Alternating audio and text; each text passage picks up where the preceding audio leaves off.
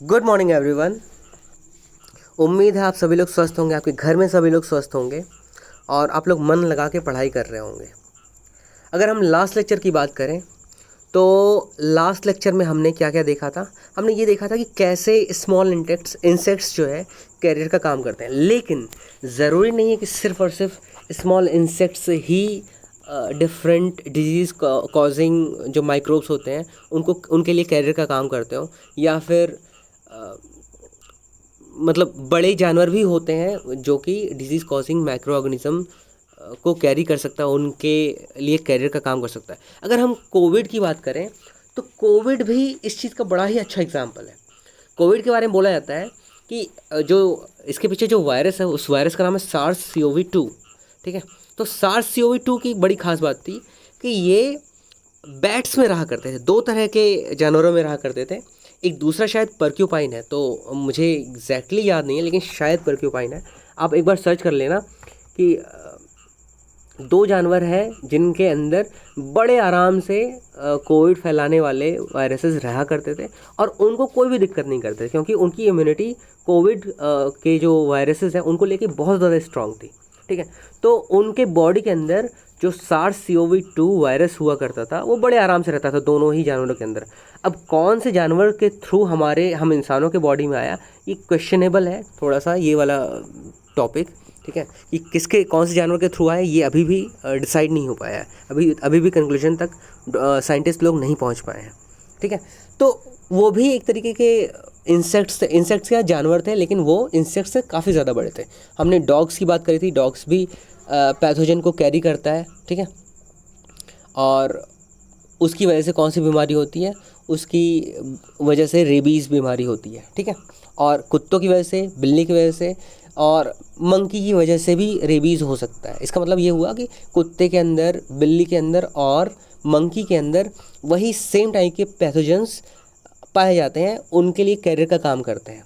ठीक है, अगला टॉपिक है some common human diseases caused by microorganisms. तो ये पूरा का पूरा जो चार्ट है वो आपको बुक में मिल जाएगा। ठीक है, लेकिन फिर भी हम एक बार इसको पढ़ लेते हैं। तो क्या कह रहा है कि ह्यूमन डिजीजेस, और ये कैटेगराइज किया गया है। एक तो पहले वाले कैटेगरी में दिया हुआ human disease causing micro organism, mode of transmission and preventive measures. In general बहुत ज़्यादा अगर बहुत ज़्यादा सीवियर सिचुएशन है तो ऑब्वियसली हम हमेशा डॉक्टर के पास जाएंगे। स्टार्टिंग स्टेज के लिए हम ये सारे डिस्कशंस करेंगे प्रिवेंशन मेजर्स में। ठीक है, तो ये सिर्फ और सिर्फ जनरल केसेस के लिए। अगर कुछ स्पेसिफिक केसेस आ गए, जैसे अगर हम बात करें अभी कोविड की, चूँकि कोविड ही करंटली बहुत ज़्यादा एक्टिव है, ये वाला कोविड से रिलेटेड न्यूज़, तो हम कोविड की ही बारे में बार बात कर रहे हैं। तो कोविड के कई सारे वेरिएंट्स होते हैं। इन जनरल कोविड के बारे में बोला गया कि ये आपको जो है प्रिकॉशंस लेने हैं। लेकिन अगर उसका कुछ एक नया वेरिएंट आ गया, कुछ एक नए तरीके का कोविड अगर आ गया, कोविड वाली बीमारी आ गई, तो उसके लिए ज़रूरी नहीं कि एग्जैक्टली सेम प्रोसीजर्स आपको फॉलो करना पड़ेगा। लेकिन इन जनरल हम जो है जो प्रोसीजर्स फॉलो करने होते हैं उसके बारे में इस स्लाइड में डिस्कस करेंगे। तो कह रहा है कि अगर आपको ट्यूबरकुलोसिस हुआ हो तो वो ट्यूबरकुलोसिस किसकी वजह से होता है? बैक्टीरिया की वजह से। और मोड ऑफ ट्रांसमिशन क्या है? एयर। मतलब एयर के थ्रू जो है बैक्टीरिया आपके नाक के थ्रू जो है अंदर जा सकते हैं और ट्यूबरकुलोसिस आपको फैला सकते हैं।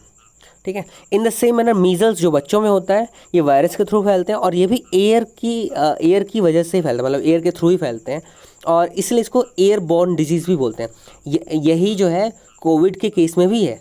कोविड भी एयर बॉर्न डिजीज़ है और ये बहुत बाद में पता चल पाया कि एयर बॉर्न डिजीज़ है, मतलब एयर के थ्रू फैल सकता है। चिकन पॉक्स हो गया, ये भी वायरस से फैलता है और ये एयर के थ्रू भी फैल सकता है और कॉन्टैक्ट से भी फैल सकता है, एक दूसरे को टच करने से भी फैल सकता है।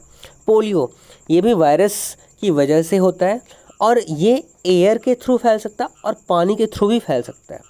अच्छा, इन सारी बीमारियों को से प्रिवेंशन के लिए ये कुछ कंडीशन दिया हुआ है। क्या कह रहा है?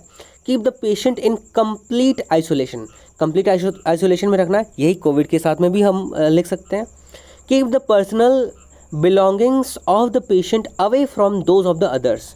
इसका मतलब क्या कह रहा है कि ये जो जो भी इंसान है, जो भी पेशेंट है, उसको अगर ट्यूबरकुलोसिस हुआ हो, मीजल्स हुआ हो, चिकन पॉक्स हुआ हो या फिर पोलियो हुआ हो, इस आदमी को टोटली डिफरेंट कमरे में रखना है और इस आदमी के कांटेक्ट में नहीं आना है। इसके बिलोंगिंग्स को आप बिल्कुल सेपरेट कर दोगे, उसके बिलोंगिंग्स और आपके बिलोंगिंग्स एक दूसरे को टच भी नहीं करने चाहिए, ठीक है।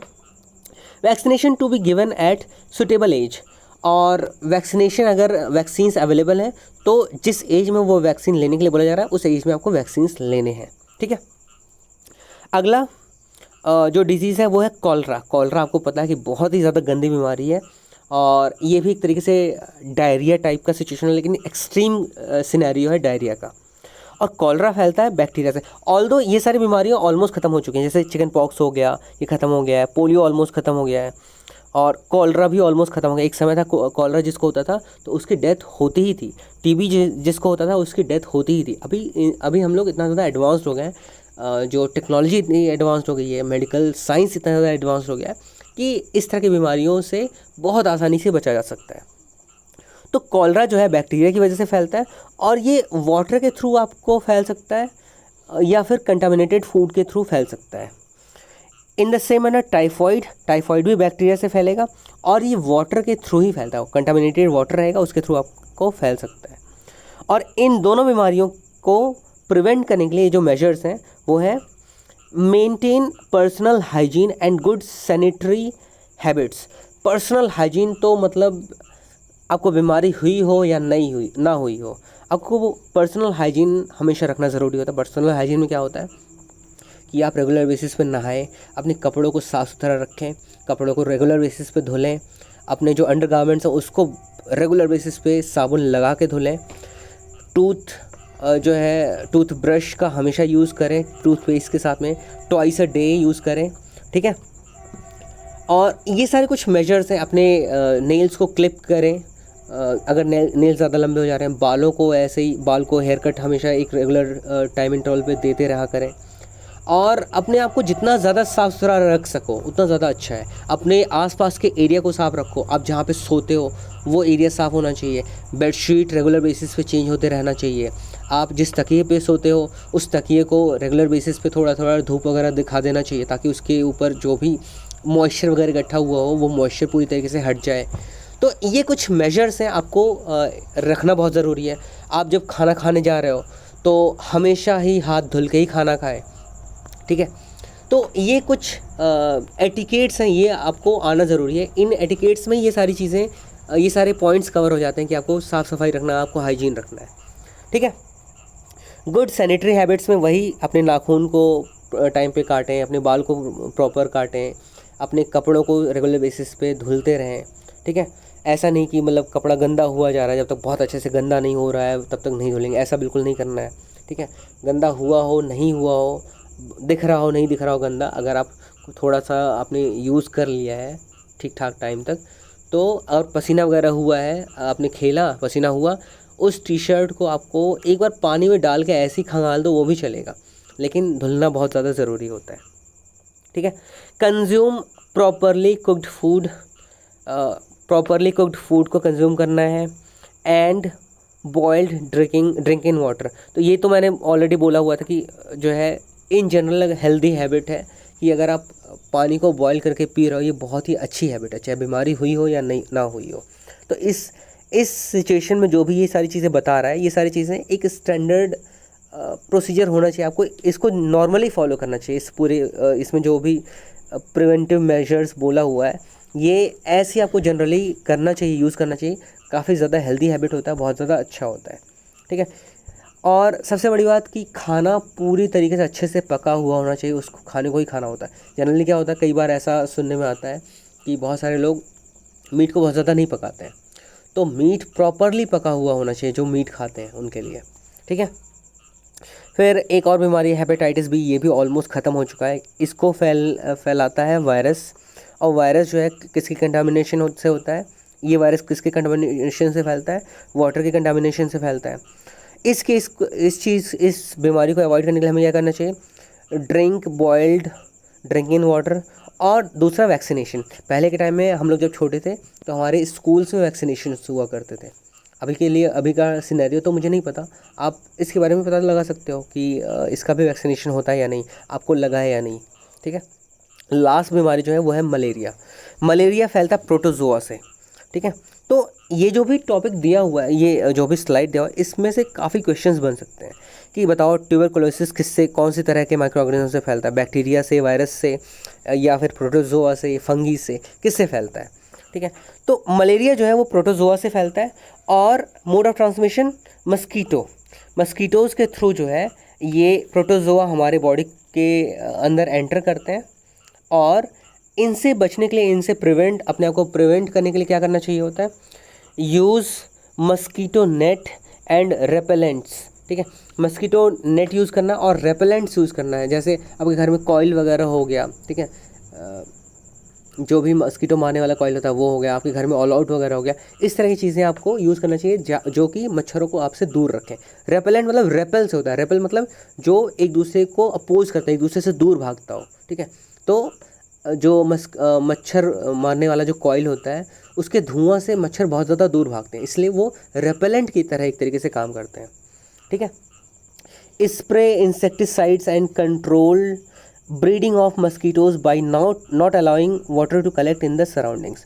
तो इंसेक्टिसाइड्स को जो है स्प्रे करते रहना है टाइम टू टाइम। उसके अलावा क्या करना है कि वाटर को कलेक्ट होने से रखना है अपने सराउंडिंग्स में, ठीक है। तो ये कुछ तरीके हैं, ये कुछ बीमारियां हैं जिनको हम प्रिवेंट भी कर सकते हैं, बड़े आसानी से प्रिवेंट कर सकते हैं। सबसे सिंपल सी बात है कि ये तभी ये सारी जो हैबिट्स दिया हुआ है, ये सारे जो राइट साइड में ये कॉलम में दिया हुआ है, ठीक है, ये सारी जो चीज़ें दी हुई हैं, इसमें मैक्सिमम चीज़ें आप अपने हैबिट में ला सकते हो। बीमारी हुई हो या फिर नहीं हुई हो, आपको जनरली अपने हैबिट में क्या क्या लाना होगा कि हेल्दी आपको खाना है, रेगुलर बेसिस पे एक्सरसाइज करना है, अपने आप को हाइजीनिक रखना है, अपने सराउंडिंग्स को हाइजीनिक रखना है। तो ये कुछ रूल्स हैं, इन रूल्स को अगर आप फॉलो करोगे तो आपको जनरली कोई बीमारी तो नहीं होने वाली। और आपके आसपास में अगर सभी लोग इस तरह की हैबिट रखते हो तो बीमारी तो आपके सराउंडिंग में कहीं पे इस तरह की बीमारियां कभी मतलब आ ही नहीं सकती हैं, ठीक है। तो ये कुछ चीज़ें थी जिनके बारे में हमने बड़े डिटेल में पढ़ा। इनको याद रखना ज़रूरी है, जितना हो सके आप उतना याद रखो, ठीक है। क्योंकि ये सारी चीज़ें अगर अब आप कल को बायोलॉजी के स्टूडेंट बनना चाहते हो, कल को आप डॉक्टर बनना चाहते हो, तो आपको ये सारी चीज़ें अभी से ये चीज़ें तो थोड़ा थोड़ा करके याद रखना पड़ेगा, क्योंकि बाद में बहुत सारी चीज़ें याद करने के लिए हैं, ठीक है। तो आई होप आप सभी लोग ये सारी चीज़ें समझ रहे होंगे, नोट्स प्रॉपर बन रहा होगा, आप रिवीजन ज़रूर कर रहे होंगे, ठीक है। तो ऑन दैट नोट यहीं पे ख़त्म करते हैं, बाकी stay home and stay safe. Thank you.